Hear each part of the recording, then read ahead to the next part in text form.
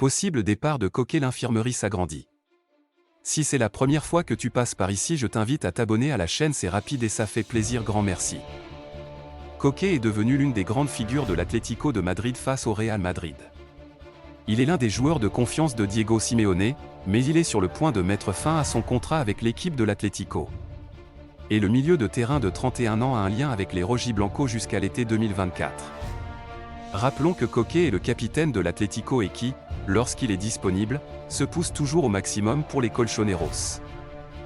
C'est ce qu'il a montré lors du derby de Madrid, où il a été l'un des moments forts d'un duel où son club était largement supérieur. Pour cela et bien plus encore, Simeone souhaite que ce milieu de terrain continue plus longtemps. Même si le joueur a beaucoup d'affection pour le club, son avenir n'est pas du tout joué. Ceci, puisqu'il a plusieurs offres sur la table, dont beaucoup se chiffrent en millions. 3 équipes souhaitent conserver ses services et feront pression sur lui pour qu'il aille aux États-Unis ou en Arabie Saoudite. Ainsi, les équipes qui souhaitent retirer Koke de l'Atlético sont le Chicago Fire et New York City en MLS. De même, Al-Shabaab est l'autre personne impliquée dans l'éventuel mouvement et où se trouve l'ancien joueur rouge et blanc Yannick Carrasco. Tous les 3 feraient des offres de haut niveau pour le milieu de terrain.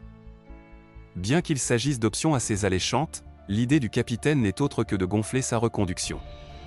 El Cholo demande depuis longtemps à la direction que le joueur reste dans l'équipe, car il offre beaucoup au projet. Mais de même, le natif de Madrid ne veut pas que cette prolongation de contrat se fasse à tout prix. Il faudra donc attendre ce qui pourrait arriver avec ce mouvement. À l'heure actuelle, les attentes sont assez élevées dans le domaine des colchoneros.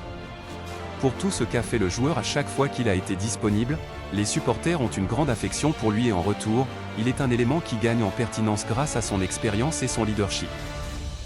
Memphis s'est encore cassé.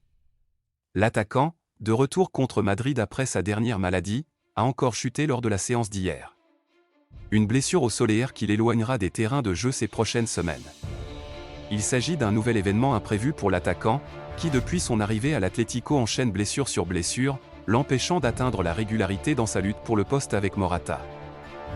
Une réalité physique qui conduit l'ancien joueur du Barça à ne pas pouvoir augmenter son nombre de buts, très bon en termes de pourcentage de buts par minute mais insuffisant en raison du nombre de duels qu'il finit par perdre.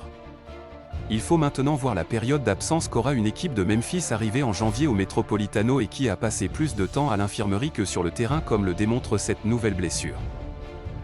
Bien que les examens effectués révèlent qu'il ne souffre d'aucune blessure, Savic souffre d'une surcharge qui l'a empêché de s'entraîner ce mercredi avec l'Atlético, un jour avant de se rendre à Osasuna. De cette manière, le défenseur central vise à ne pas pouvoir participer à l'appel, qui ne sera de toute façon connu que jeudi. Ainsi, l'infirmerie rouge et blanc était aujourd'hui composée de 7 joueurs maximum, Memphis et Savic étant les derniers à rejoindre De Paul, Barrios, Correa, Soyuncu, Lemar et Reinildo. Bien entendu, la maladie du Monténégrin n'a rien à voir avec celle du Néerlandais, musculairement déchiré.